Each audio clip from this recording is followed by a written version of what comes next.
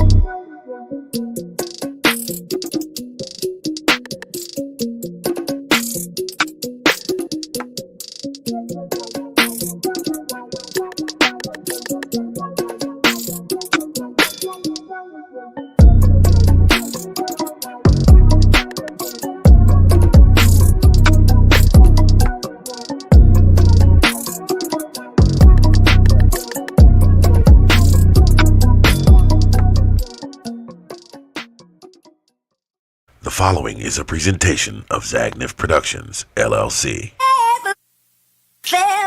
Are you listening? Damn.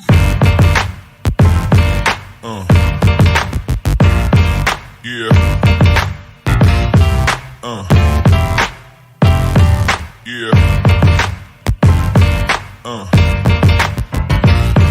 Yeah.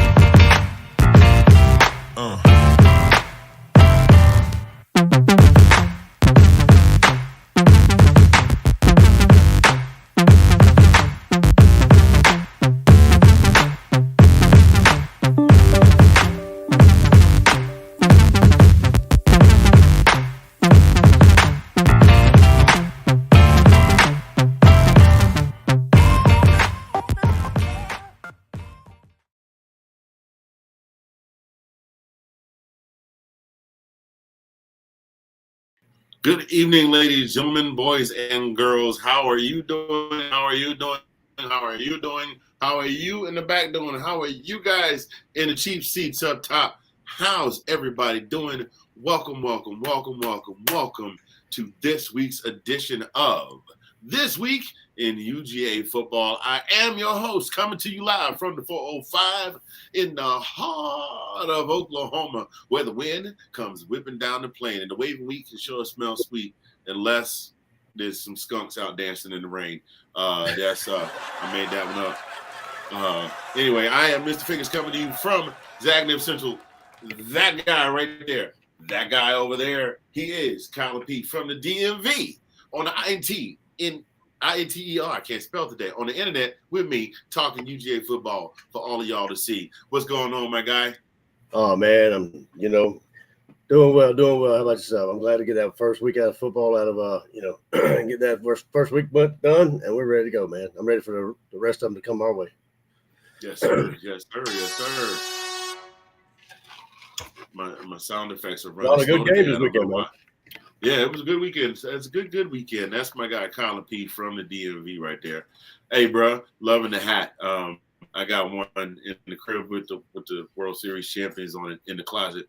I ran into the dude today with while we're at it, before we even get into the football, shouts out to our guy, Ronald Acuna Jr., who became, I believe, the first player in the history of Major League Baseball to have, is it 30 home runs and 60 bases stolen? 60 stolen bases is crazy. This is 60 insane. stolen bases and 30 home runs in one season. We will go ahead and give him the air horn right there as they are on their way to the winning the division championship and into Major League Baseball playoffs. But that's not what we come here for. We come here to talk UGA football. Go Dawgs, sick 'em, you know the routine. You've been dealing with us for the last couple of years now, winning the championship. So don't act like you don't know now. We're here to talk a little UGA football. First, let's get into what happened. What you get into this weekend? Real quick. What you get into this weekend, my guy? B-Man was with mom, so I didn't do too much, man. I kind of hung around, kind of went out a little bit on Saturday. watched some football, and hung around the house mostly to watch the day games, and then went out a little bit that night. But yeah, kind of chill. Didn't have anything planned. Didn't do anything today, really. But like I said, uneventful was always good in my book, man. What about yourself? I'm getting too old for that. That party. I told a friend of mine earlier today. I said, back in the day when we were in our 20s and we had a long weekend, the turn-up started on Thursday night because we knew we were either going to get out of class early or get out of work early. We probably partied, sip a little something during the day while we got music playing, getting ready. Couldn't wait to hit the street and just be out Friday night, Saturday, goofing off Saturday, all night Saturday night, something on Sunday, all night Sunday. And then Monday, just do a little day drinking and just chill out and be hung over 8 ways to Christmas when you go back to work on Tuesday. But now, at my age, I was like, ooh, I'm just glad I got an extra day. No kidding. I was telling somebody the other day, it's like when we were early 20s, man, it's a different story. We'd go out Sunday through Saturday and go to work, pull a full day work in, and then go out that night and stay out till like 2 or 3 in the morning and do it all over again the next day. And I can't do that no more. It takes about 2 days for me to feel normal again. The two things I did this weekend, I went to karaoke on Friday, even then I didn't stay out the whole night. And then today I cooked a rack of ribs. And of course, I cut a 3-bone hunk, and I've already eaten that, and a burger. I'll go back and get a little some more of that later. But that was all I did, man. That was all good. Usually you fire that grill, so I figured I was going to ask you. I meant to ask you what you was cooking this weekend. So. Yeah, well, I've gotten to the point where I don't post pictures anymore from cooking the same thing because everybody folks that know me know. I like to cook on the grill, and they know I like to cook ribs. So that's just kind of redundant. I've been posting pictures of ribs now for 10, 11, 12 years. I'm like, you don't cook nothing else? Your blood pressure got to be sky high. Watch out for eating all that pork. You're going to mess around and catch that gout. Hey, man, how much it costs for one rib? One order? Yeah. One order. No, man. One rib. My cups cost 25 cents. So anyway, that's it, man. Didn't do a whole lot, and we're here doing the show for you now. Again, this is a season 3, episode number 2 this week in UGA football. Me and my man Colin P. So what are we going to do real quick before we even get into it? We're going to take a quick commercial break, and then we will be right back. So y'all do not go.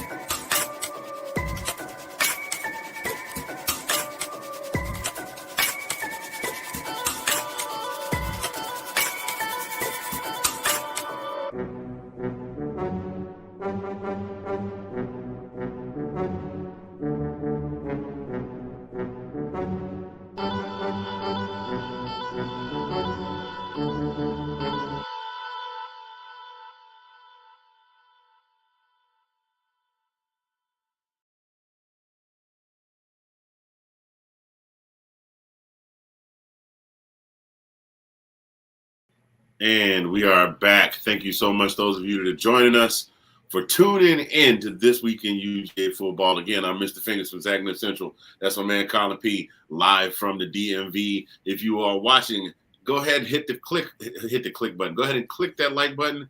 Go ahead and subscribe. Subscribe today. Okay. That's what all the cool cats are doing. Go ahead and subscribe. Go ahead and click the like button. Subscribe. And most. Like Sammy Davis. You know where he ain't. Oh my God. Yes, hit the like button, and hit the subscribe button, and go ahead and share. Still shaking that dust, man. It only took 2 weeks, folks. We already got our first moment of the show, 10 minutes in. Yes, make sure to hit the like button. Make sure you share. Make sure you subscribe. Let everybody know that we are on this week in UGA football. Colin, you ready to get into this thing, man? Absolutely. Let's bring it. All right, man. Let's go ahead and do this thing here. So, and go. So I'm going to jump around. First off, before we get into our game, I know that's what you guys want to talk about. We are going to jump around the SEC.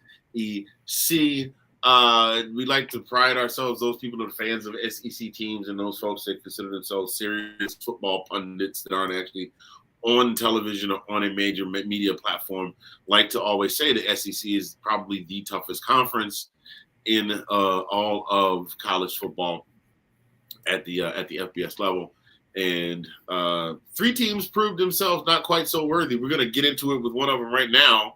Our arch nemesis down south in Florida, the Gators. Yeah. Florida, what are you doing? Seriously, Yeah. What are you doing? You're supposed to be part of the conference. I know we're not supposed to like you, but you're supposed to be part of the conference. So please get your stuff together because you're making us look bad out here in these streets. Florida loses 24-11 to Utah. Now, let's be real. Utah did come into this game ranked number 14. They were the runner-up in, I believe. No, they won the Pac-12 last year, didn't they? Yeah. They beat USC and a Heisman Trophy winner, Caleb Williams, with the USC. I remember he had that little nonsense where he had to paint it on his fingernails. Remember that? Yeah. Well, yeah. we not gonna get into that, but he's got it. He's finally starting to see some of the big money fruits of his NIL deal. I see he had about 8 commercials out this past weekend, but that's a different story for a different time. Utah came out and they basically just made Florida look like they didn't exist. Now, here's the bad part about this whole loss. The really bad part about this loss is that Florida basically led in all stat categories, passing, especially passing. Now, but that makes perfect sense when you've been trailing the entire game. Graham Mertz had 330 some odd yards on 44 attempts. Here's the kicker: he only had 1 touchdown. Wow. If you're a quarterback in the SEC and you throw for 334 yards and you only have 1 touchdown, you're not going to win the game. He also had lost fumble and pickle. Just for comparison, Utah only had 165 yards passing, 105 yards rushing, and 3 quarterbacks played. Anytime you are looking at a scenario like that where a team plays 3 quarterbacks and they only muster 265 yards of total offense, that team is not supposed to win the game. No. What was the stat? Did you see how many penalties Florida had? I mean, was it that played a factor in it, or did it? You know what? I didn't even look at the number of penalties, but what I can tell you is they had 13 yards rushing, and 11 of those was on 1 play. Oh, wow. Yeah. But, I mean, we've always said, everybody jokes about, did you say Ute? I mean, the Utes have always been in the mix. I mean, like, and to be perfectly honest, I mean, Florida's kind of been on the downslide lately. I mean, like, they've not the Florida of old, we know that. But this kind of solidifies that fact, right? I mean, this game against Utah, that kind of, I mean, I don't see how they're going to right the ship. I mean, like, they need to do it quick, fast, and in a hurry, you know what I mean? Well, and what's going on. Well, somebody's going to have to show up and sprinkle some fairy dust on the team in order for them to do something, because Utah. Did you say Utes? Yeah, 2 Utes. What is a Ute? Oh, they telling everybody about Utes. There it is. There it is. I forgot to play the clip, man. I feel bad. Thank you you threw it in there. Appreciate the video nudge. Hey, bro, play the clip. Because Utah definitely embarrassed Florida on the national level. But, I mean, let's be real. A couple of years ago, I think it was midway through season 1 when you joined the cast, we were talking about how Billy Napier was probably not a good hire for Florida. He was a very good coach where he was. Yeah. Very good. But he needed to have stayed there. Everybody can't make the jump from FCS to FBS. For those of you that are lost, that's kind of like the difference between Division I and Division 1A. FBS is the big leagues. FCS is kind of like, I don't want to say the minor leagues, but they have their own championship in the whole nine. So both are Division One NCAA football, but they are, for all intents and purposes, two separate leagues, so to speak. And but Billy Napier, he's not the guy for the job. I mean, we know that. So here's a question: how long does this seat stay hot before they get rid of it? I don't know. I mean, that seat's warming up pretty fast right now after that loss against Utah. Oh, it's been hot. Brother, it's been hot. It's probably been on the left cheek. It's probably on both cheeks now. I mean, you know what I'm saying? But I'm just looking. I'm looking at these turnovers. If this is correct, I see one tackle for a fumble loss, 2, 3. Looks like they had a bunch of turnovers. Florida did. It looks like it. But not sure. Yeah, I mean, I'm to answer your question. Yeah, I mean, I think he's pretty much. I mean, it all goes back to the contract. I haven't looked at his contract. How much they're gonna have to pay him to get rid of him? You know, they did give him an ungodly amount of money for a guy, an unproven guy coming in from FCS. They gave him way more money than they should have. But at that point, I think they were desperate to have a coach because a lot of people were turning that job down. Yeah. So, I mean, right now, if I'm looking at this right now, his record at Florida is, give me a minute. He was at Louisiana. He did really well. Yeah, right now his record at Florida is 6-8. 6-8. Yeah. I mean, if it wasn't Florida, I would say like he's got another year. But I mean, you know how the SEC is. I know they're really quick to show you the door. The SEC, FBS blue blood schools. Period. I mean, it's not that long ago. It's not that long ago that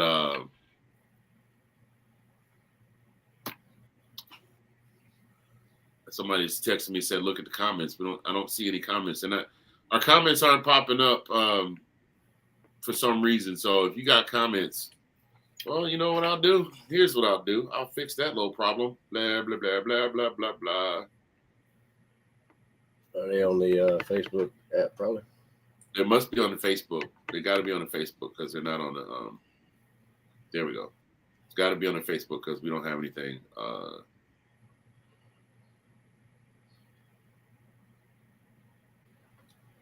Yeah, I don't have anything on the YouTube. Hold on a minute. Bear with us for a minute, folks. Apparently, none of our comments are showing up in the chat function here.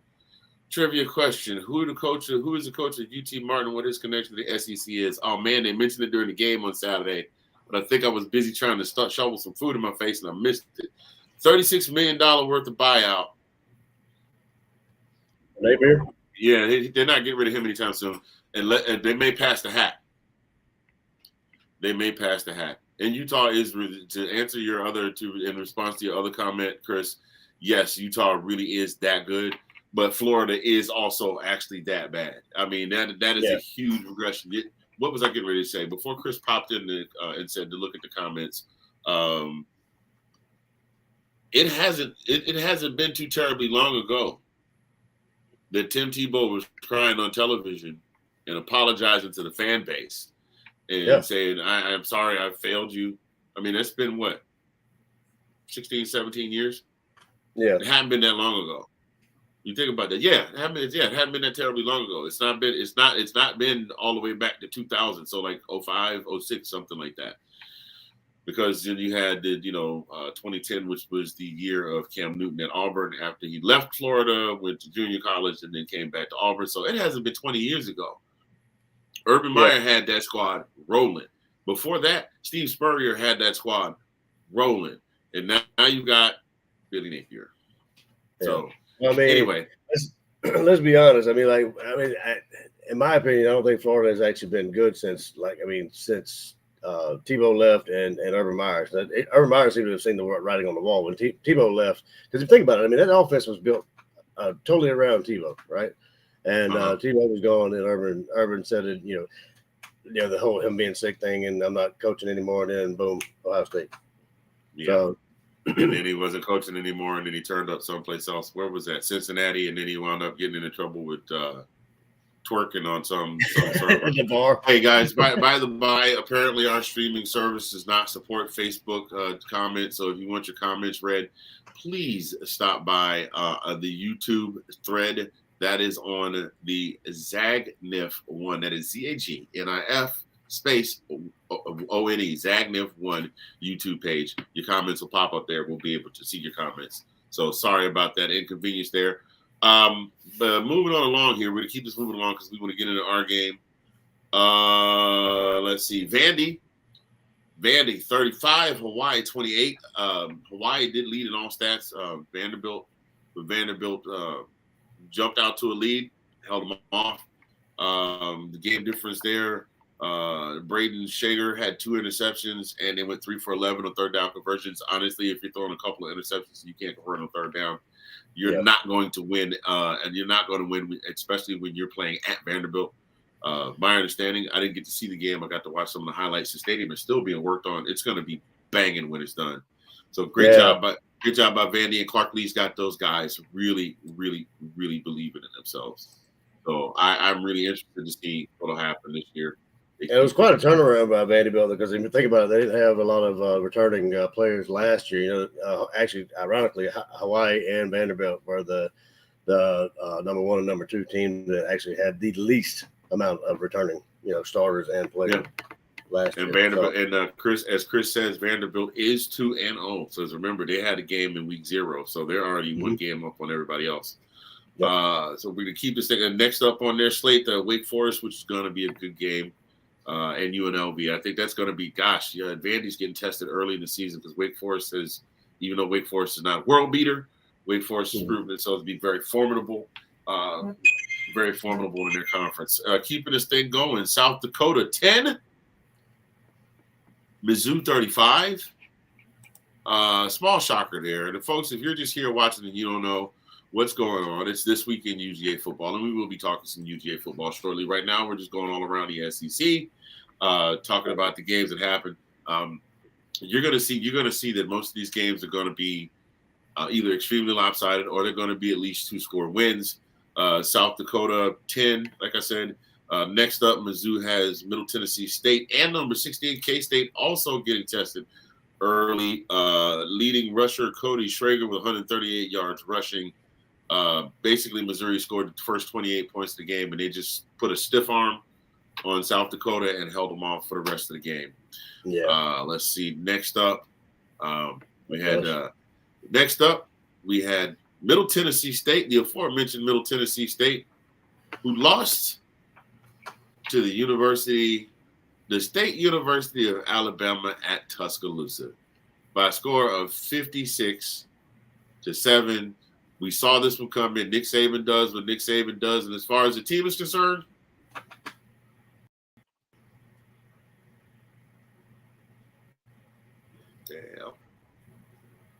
where'd it go? Well, as Colin like, Bama does what Bama do. There we go. Finally. Look, our clips are on strike. The clips are like, hey man, it's a holiday weekend. I thought we was off. Are we getting time and a half for being here? So, big ups to Alabama. We're not going to run through the stats of Alabama. Next up has number 11, Texas, and the University of South Florida. On to the next one. This one will make our Jeezy very happy. Of course, I'm sure he saw it. Joe Milton put on an absolute show as Tennessee demolished UVA 49-3. Next up, Tennessee has Austin Peay and the aforementioned Gators. So we can go ahead and count that one as a loss for the Gators as well. The Gators are actually taking on, I don't even know who they have next. Oh, next up, they've got McNeese State, and then they've got Texas. And to be completely honest, I'm a little iffy as to whether or not Florida can beat McNeese State. Let's see who else. We're going to skip that one. We'll come back to that one. We'll skip that one. We'll come back to that one. Mississippi State crunches Southeast Louisiana 48-7. Next up, they have Arizona and LSU. And speaking of Will Rogers, let's stop here for a second. Will Rogers has an accomplishment, a big accomplishment that's going on right now.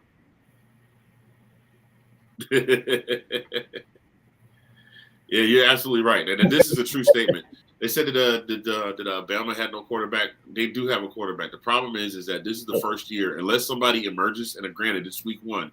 Unless somebody emerges as the season progresses, this is the first year there's been no buzz about their running backs or their wide receivers. Yeah. And so Jalen Milrose is basically going to have to be Jalen Milrose. Until he's gonna have to do it all. Seems like he's gonna have to do it all to make plays. But I mean, he looked pretty good. The problem is going to be. Yeah, the problem is going to be if some coach is going to figure it out. And if they figure out a way to take him out of the game, not literally, by the way, don't hurt the boy. But if they figure out a way to take him out of his game flow, then that might be some problems for some big problems for Bama. Keeping this thing on. That's what we were talking about. I was talking about Will Rogers.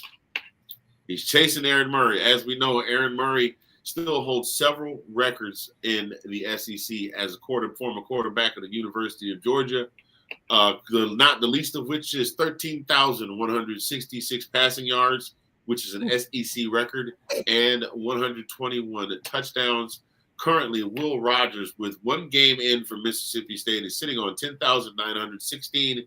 He has not averaged less than 3,000 yards a season since the 2021 season. And probably would have broken it if it weren't for the shortened 2020 season.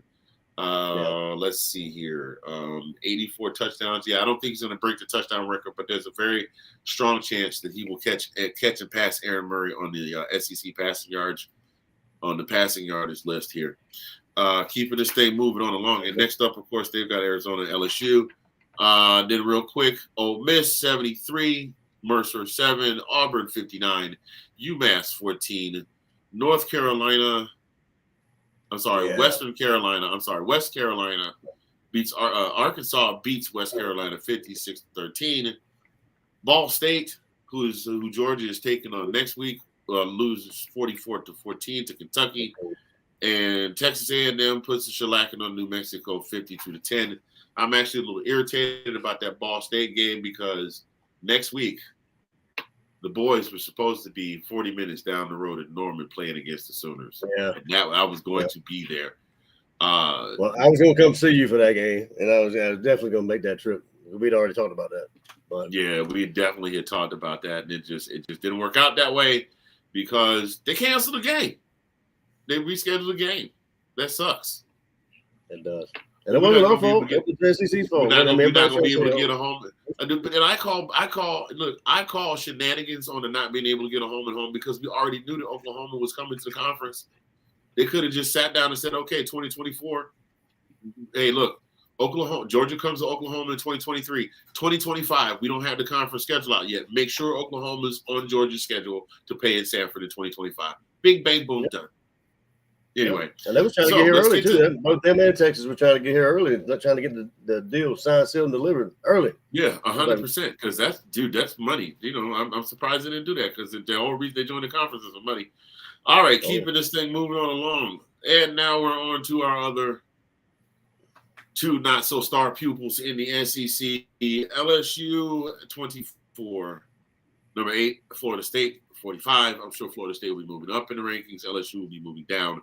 Honestly, to tell you the truth, this was a pretty good game up until about midway through the third quarter. I don't know what happened, whether LSU ran out of gas or your guy started calling different plays or pulling punches or whatever.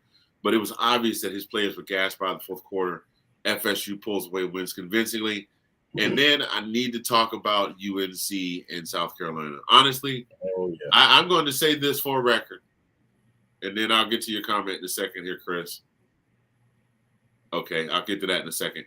I'm going to say this for record. For the last 2 seasons, I have publicly bashed Spencer Rattler. I publicly bashed him. I said he always plays like somebody's looking over his shoulder, like he's looking over his shoulder for the guy that's coming to take his job. And then, of course, that's what happened. That's what happened with Caleb Williams coming in and taking his job. Now, of course, he had the extra year of eligibility because of the COVID year. He transfers down to South Carolina. Does so-so last year, but he seemed to be playing a lot more relaxed. Spencer Rattler balled out Saturday. Spencer Rattler had zero support from his O-line. That boy was running for his life all day. And the messed up part is that he still threw for 353 yards. But here's the defining stat behind that. Not one single touchdown. No help from his own line. He got to sling the ball because they're playing from behind the whole game. Now, on the other end of the tape, Drake May, 269 on 32 attempts, 2 touchdowns, 2 interceptions. I'm pretty sure Sean was quite happy about that, and our guy Will Kramer was not very happy. But what are you going to do, man? It's North Carolina. It's North Carolina with Drake May behind the helm. So that is around the SEC. That's around the horn. You got anything you want to add to this, sir, before we move on to our next segment? No, I mean, I was going to say about what we talked earlier about LSU, FSU, and I think you said it perfectly. I think, I mean, if you watch that game, they were running on all cylinders. Like I was tired watching that game. I mean, I was so gassed by watching them players run as fast. I mean, they were 110% every play it looked like. And I think you were right. I think LSU kind of just ran out of gas like the end of the third quarter or maybe halfway through the third quarter. But it was a good game first half, and then I honestly expect more than they were told. So they were toe to toe the first half. I'm not even gonna lie. Oh yeah, but I mean, you got to think about it. Think about old boy. He gave him bullet board material, said that we're gonna beat the heck out of FSU. So you don't say that, because. Well, then he had the nerve to turn around and say, "Listen, after all the foolishness he pulled when he came in, and my family and goofing with the guys on the 360 camera and all that stuff, he did an amazing job in turning that program around from where it was in Coach O's last season. So I'm thinking, all right, let's see what they got coming in. Now, to be fair, it's still week 1. But if you can't beat Florida State out the gate, come on now. I mean, you're going to have to pull yourself together real big, because there's still 11 more games to go. It's just like I said when I posted my video after the game, 1 down, 11 to go. You still got 11 more weeks. I mean, they did interview him after the game. Here's what he had. Opportunities there in that first half, but you're only down by 4. What was your message? We can't play any worse than that, I don't think. I mean, it's my first game. Maybe we can.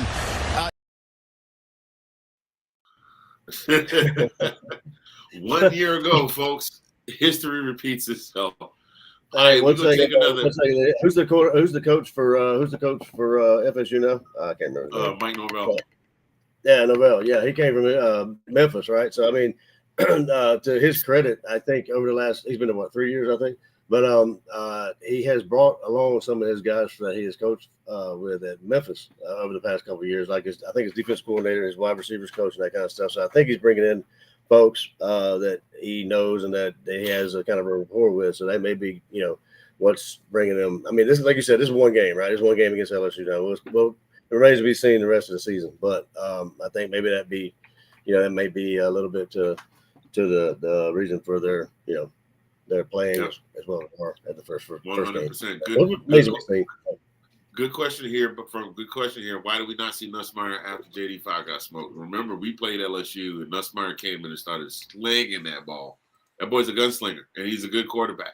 That's a very good question, to which, unfortunately, I do not have an answer. I guess Brian Kelly knows better than we do. There may be some underlying stuff that we know absolutely nothing about. But at the end of the day, the end result spoke for itself. LSU takes an L in their season opener. So now they've got to climb themselves out of the hole and gain some goodwill, because I think they were ranked 5 going in.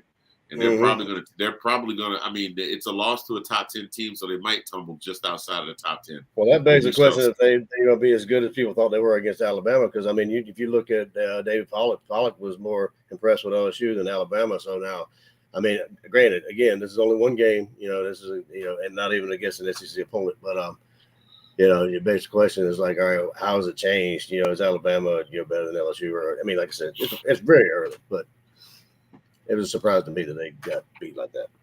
Yeah, I agree. Well, listen, we're going to take a brief pause for the cause, folks. Don't blink. We will be right back, and then we're going to get into UGA welcoming UT Martin into Sanford Stadium between the hedges. We'll be right back. Oops, wrong button.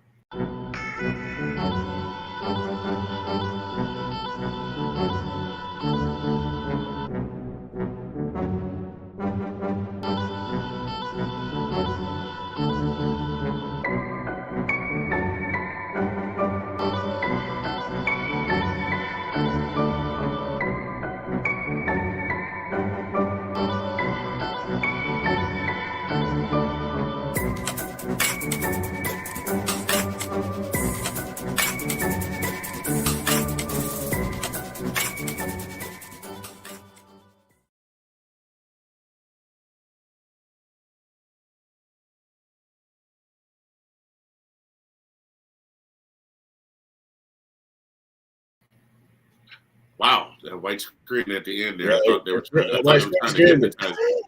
Yeah, right. Yeah. Resistance is futile. One of us. One of us. Hey, gang, welcome back. It's your guy, Mr. Fingers, and the man, Colin P. from the DMV, talking football with ME on the SEC with the UGA. And that's what we're getting ready to get into right now. Ladies and gentlemen, boys and girls, you saw it yourselves. The reigning national champion, University of Georgia. I'm sorry. Two-time. The reigning two-time, back-to-back national champion, University of Georgia Bulldogs, open up their season at home in beautiful Sanford Stadium in Clark County down on the south end of campus to a sold-out crowd. Did you hear that, man? Did you catch that? 85 consecutive sellouts? No. That's was crazy. It 85 or was it? It was either 85 or 58. I may have gotten the number backwards, and I couldn't rewind it because it was on ESPN Plus. You can't rewind or fast forward. So yeah. But it's some insane number of games. I think it's the 80 some odd straight home games that have been sold out. And of course, the inaugural game for our newest UGA, Boom, who started his era with a bang with that on the sidelines with that win. Also, flags flying at half staff for UGA breeder and owner Frank W. Sonny Seiler, who passed away late last week at the age of 90. So both he and Coach Dooley didn't get to see both championships, but both he and Coach got to see Georgia win another championship after the big 1980 win. UT Martin is coached by the father of a current SEC quarterback, Mr. Ty Simpson at Alabama. Okay. All right. Oh, yeah. Then we're going to put that one in the trivia by, look, we're going to go back. Remember, write down 3730. We'll go back and write that down so we'll have a trivia question. And Johnny and Ben, no fair telling Alex. By the way, Johnny and Ben, if you guys are watching on Facebook, we appreciate you checking out the Facebook. But for some reason, we cannot see your comments pop up in the stream. So if you want to comment where we can see it, please come join us over on the Zagniv One YouTube page. I have no idea what's going on with the stream. I think we'll just broadcast exclusively on the YouTube until the Facebook stream is available, and then we'll just share the YouTube link. Anyway, keeping this thing moving on along here. UGA. Now, here's the thing. I don't know about you. I had questions. Yeah, I really did. I did not know. Like, unlike the rest of my colleagues from the Let's Talk Football family, I kind of unplugged after football season because after doing the UGA show and the roundtable and guest appearances on Washington Football Weekly, Let's Talk Football, the Friday night show, Andrew's Friday night show, Restore the Roar, the NFL report on Thursdays. I needed to unplug and do no football for a while. So I followed no roster moves, no coaching moves. I did not know that Mike Bobo had returned as the offensive coordinator for University of Georgia until game time. And a lot of fans, yours truly included, have some questions about his play calling ability. So we started out really slow. We did. I'm not going to lie. They started out slow. Basically was run, pass. But of course, you all saw how it went. I think in the end, he decided to go ahead and open up the throttle a little bit and throw some plays, mix it up a bit. And that was when the scoring began anew. What were your thoughts on the game? Yeah, no, I mean, we talked about that. I knew that Bobo was there. Actually, he was a hire when we found out Monken was going to Baltimore, and he actually was on the field with Monken during the national championship. But anybody that doesn't know, Bobo was a quarterback for Georgia. He's been around the SEC. He's been around college football as a coach for Colorado State, I guess it was, and he's been around and hasn't had great success. But I mean, he wasn't horrible. He's around 500 or whatever.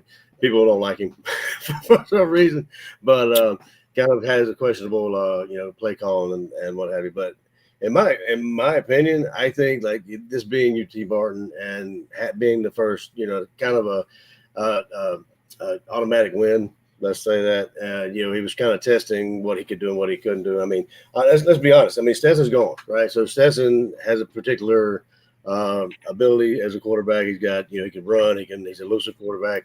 But I think he's got a great arm. People say he's got a noodle for arm, but he's shown several times he can throw it when he needs to.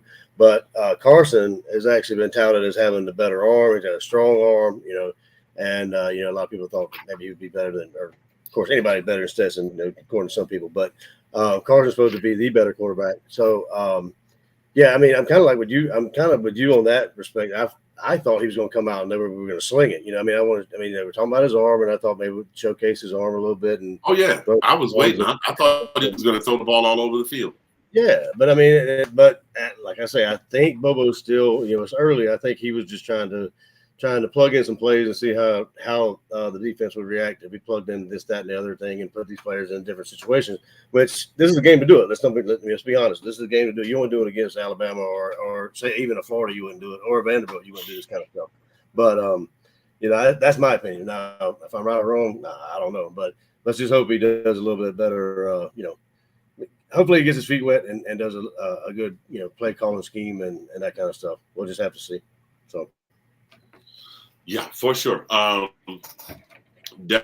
Definitely. And I like I said, I want to believe. I mean, he's not a bad OC. He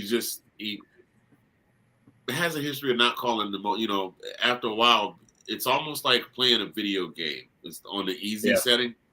All you have to do is play it about 2 or 3 times. You figure out what pattern the NPCs are coming out. You figure what moves they're going to do, and then you just counter those moves and you keep going. And it's just that conquering level 1, conquering level 2. The only one you have to really, and then after a while, you figure out how to beat all the bosses. Remember Punch Out, the stand-up console game? Not the Mike Tyson's one on the Nintendo, the stand-up. And all you had to do was drop about 3/4 in there, and you figured out all the moves. And that's the big concern for me. But we did wind up coming away with the W, which makes me happy. There were some things that I saw that I definitely liked. Number 1, who the heck is Mekhi Muse, y'all? Yeah, where'd he come from?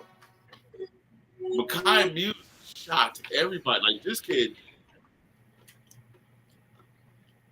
I mean, I didn't even know he was on the roster. And then what does that tell you about how deep your roster is that you didn't know you had a guy like that on your roster? Because I'm not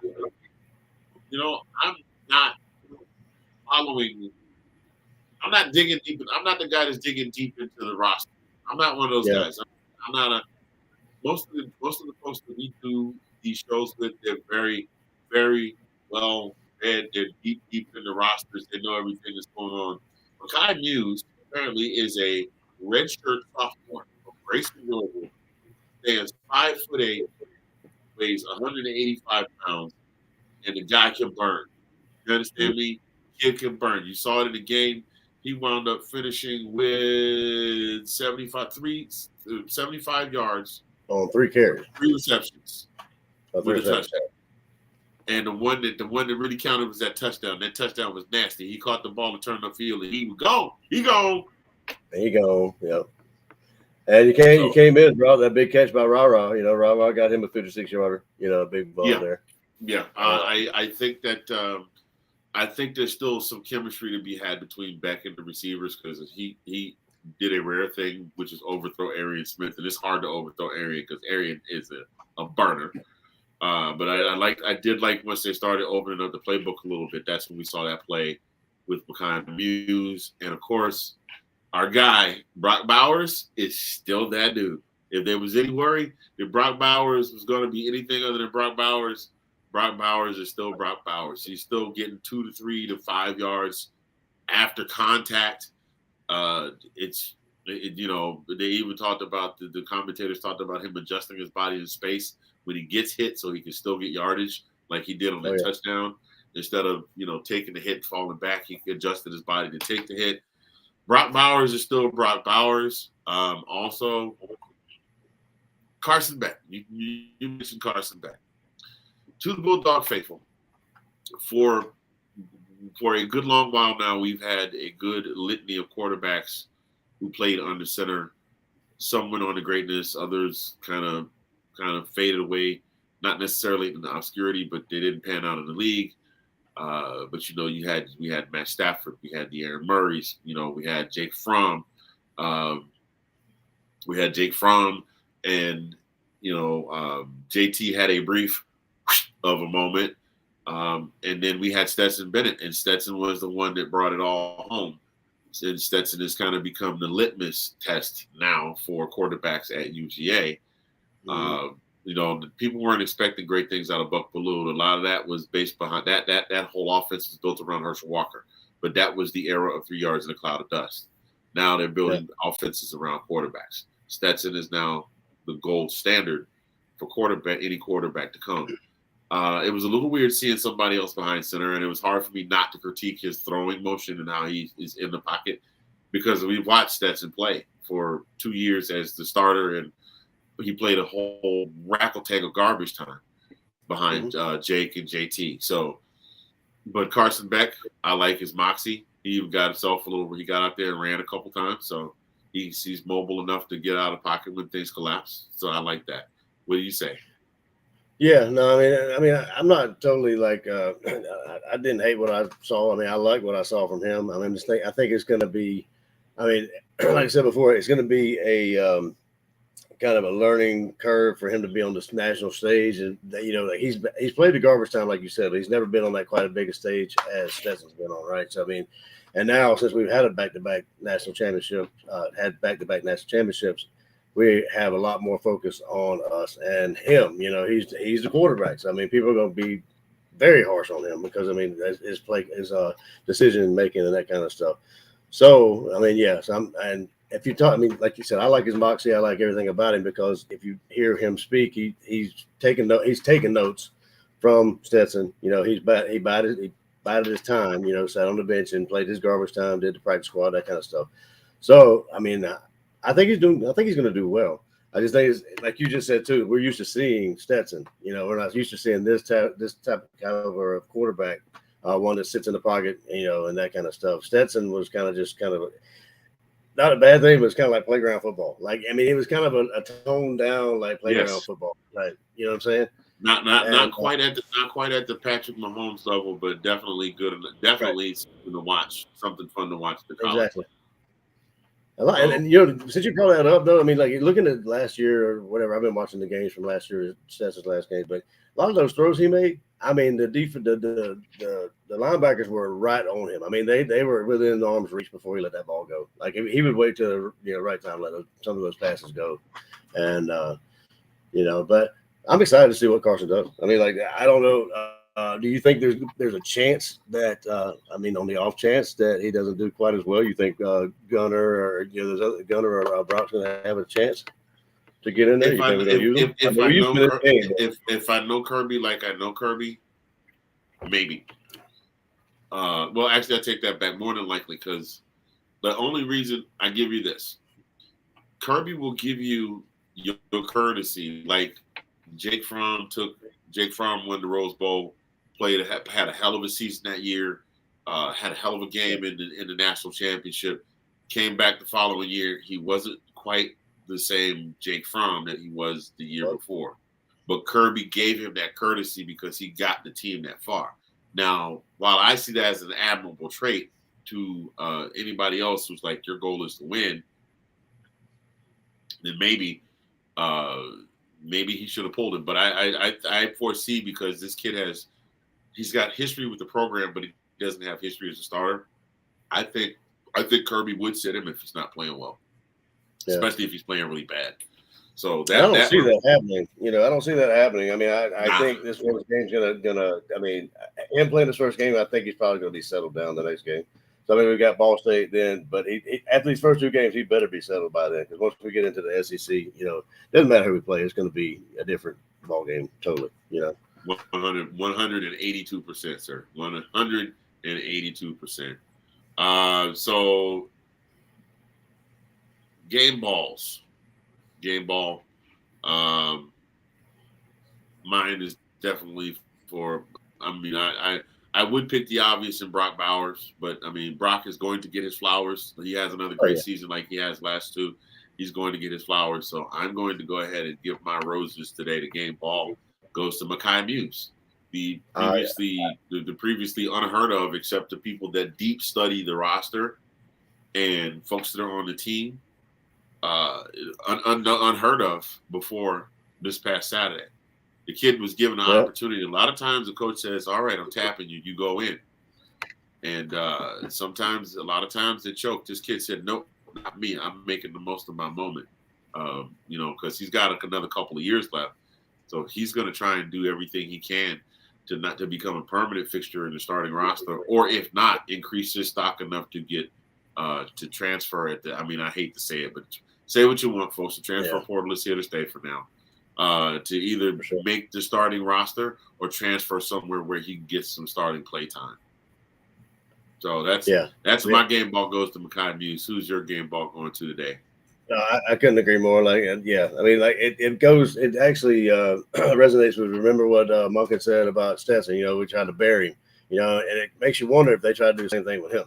I'm saying? He might have been on the roster. We never heard of him, maybe he just beat himself, back out of the back into the equation, showed his behind enough and on practice squad or whatever, and just made the coaches believe in him that he needed that start time, and that playing time. So maybe that's why we didn't hear him. I'm with you, man. I didn't go that far. I didn't dig deep into our depth chart, but I don't even remember seeing his name. But that would be my game ball. I'm excited to see him because he's fast, dude. He reminds me of like Warren Dunn. Like a little short dude, screamer. Man, he was hustling. He was hustling down the field. Once he gets around that corner, man, it was over. Yeah, he did. Especially the touchdown. Especially once he caught the pass and all that play was beautifully executed. He caught the pass. He made the cut through, got in the pocket with the blockers, and let the lead blockers do their thing, and just followed the path all the way down. They cleared him a path. He said, "Hey, we're gonna run you a path. Come on through." That's right. Yeah, I like seeing those plays when you have like a 2 or 3 or 4 guys in front of you. Like, oh yeah, we got a wall. Let's go. kind of like what you call it? Talk about playing street ball when they kick the ball off and you make that wedge and just come down knocking heads. Exactly. Well, you ain't got to worry about it. You got them. Which is highly illegal at all levels of football for obvious reasons. Ringo caught that ball at Alabama for the championship. Remember, he had that combo. Man. They cleared the path. I felt bad for that one dude got laid on his behind. They cleared the path. They cleared the path for him, like the president and Will Smith cleared the path for Randy Quaid in Independence Day, trying to deliver that payload to the mothership. Man, so let's see. Final game thoughts. We'll wrap this up, and then we'll head on into our 2-minute warning. I had my questions. I had my moments of doubt, but overall, I liked what I saw. So I think there's a little bit of tweaking here, a little bit of tweaking there. And, of course, we haven't seen Bobo open up the playbook yet. Let's hope that Bobo actually opens up the playbook this year. So I liked everything that I saw. It just took him a while to get started. And, of course, as a Dog fan, you're holding your breath going, oh, my God, is this going to be it for this year? And you go, oh, okay. They scored 40 points. Phew, that's good. So those are my final thoughts for this week's game, and I think it'll be more of the same next week against Ball State. So we'll see. Yeah, I agree with you. It's just like I said, his first game, knocked the dust off, that kind of stuff. Bobo still, even though he's been here before or been on the Georgia squad before, he's probably taking a little bit of notes from Munkins and getting to know the guys because, like I say, he got hired at January. I'm with you though. I hope it's not the same old Bobo because I don't think I can handle that.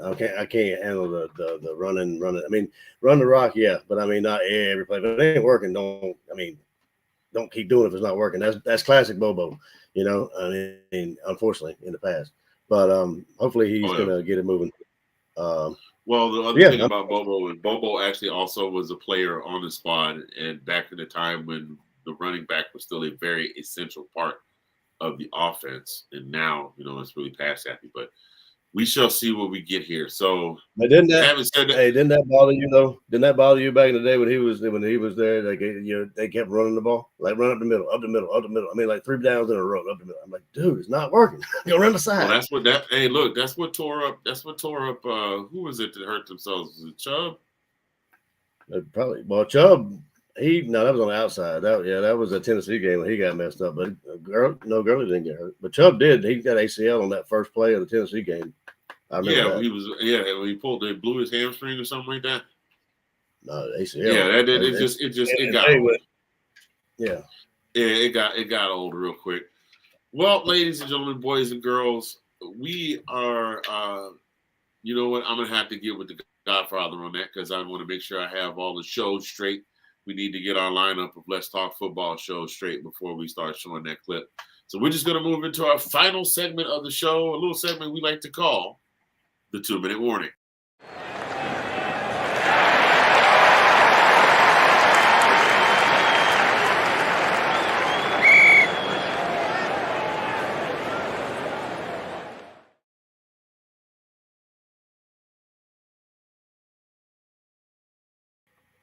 And we're back, ladies and gentlemen, with our 2-minute warning. This is normally a segment of the show, and we just give you a little something to send you home with, something to contemplate. Sometimes it's funny, sometimes it's very introspective, sometimes it can be a little sad. Today, all I have for the 2-minute warning is college football is back. As Reverend Red Black had a little something to say this past Saturday. But yes, college football is back. I saw earlier our colleague Sean was saying, my schedule is booked for the next 6 months. I know what I'm doing every weekend for the next 6 months. You know, you don't have to plan something to do on the weekends. I'm excited for it. I personally am not a huge television watcher. You already know. You and I have talked about it. My television, my most watched shows are Jeopardy, The Golden Girls, and Frasier, and then The Weakest Link. I love trivia, so those are my go-to TV shows. This is the time of year when I watch more television than any other time of the year. All day Saturday, into the evening, parts of Sunday. Even though I'm not a huge pro football person, I try and catch a little bit of the Thursday night game if there's something something going on and there's not something going on with the feed where the stream keeps freezing. I won't speak too loudly though because I still actually order from the platform. I order from the company that owns the platform on which the streaming takes place. I don't want my packages getting lost. So I'm just gonna say is I'm very happy that football is back. That's all I got. Yes, sir. I'll definitely piggyback on that. I'm happy. I'm ready to see if we can, do it again. I mean, I'm like I told you before, cautiously optimistic. I mean, I'm not 100% sure of anything, but you can't be. You can't, if the SEC or college football in general, you can't be 100% for anything. The win is not given or guaranteed. But going along with happy the football's here. We did here, I don't know about out there, but we had this kind of, when was it? I think it was Friday or Saturday. The little bit of the fall was in the air, like a little breeze. It was a little bit cooler at night. It was a little bit cooler than it has been. So that's just a reminder that it's fall and football is here, which this is my favorite season of the year. Is fall. I'm a fall guy, so we haven't gotten any fall weather yet, but it wasn't 100 degrees today. So I'm saying it was 90. I was saying that at night it was kind of a little bit of cooler breeze, but today it was like 94. So I mean, it was at night when it was kind of fallish. I mean, it's still right. It's hot. It's hot when your dog, who loves to play fetch, who loves to play catch, you take your dog outside, you throw the ball about 3 times, the dog takes the ball and runs and goes sit by the door like, okay, it's time to go inside now. Luna was like, nope, I'm done. It's done, son. Cut it. Kill it. I imagine. But yeah. Well, having said all of that, ladies and gentlemen, we want to thank you all for tuning in to this week's edition of... That was not the one I meant to do. For tuning in to this week's edition of This Week in UGA Football.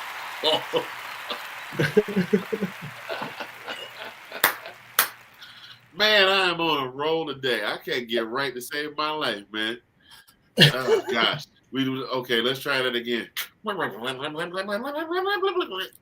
Ladies and gentlemen, we would like to thank you for tuning in to this week's episode of This Week in UGA Football.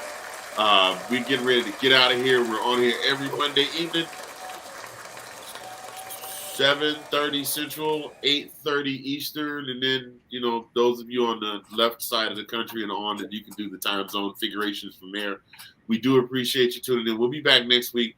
Don't forget to check out our entire family of shows on Let's Talk Football. You got Let's Talk Football. You got the Roundtable tomorrow night. You got Let's Talk College Football. You got I don't know if the ladies show is coming back or not. We also have, we got shows all over the place that are tied in with the Let's Talk Football family. Make sure you check each and every one of them out. But in the meantime, between time, y'all be good to yourselves, be good to each other. Enjoy this last little bit of your Labor Day weekend. I have been Mr. Fingers on behalf of myself and Colin P. From the DMV. We're going to get out of here. We are OUWT. Out. Go Dogs. And go Dogs. All right, so Pete, we appreciate you tuning in and watching these videos. Me and Colin will be back every Monday, every Thursday, right on this very channel. Like what you see, hit the like button. Want to get the notifications, hit the subscribe button. Want your peoples to know, hit that share button and send it all across the internet. We appreciate each and every one of you for tuning in. We'll be back next time. We'll see you then. Go Dogs.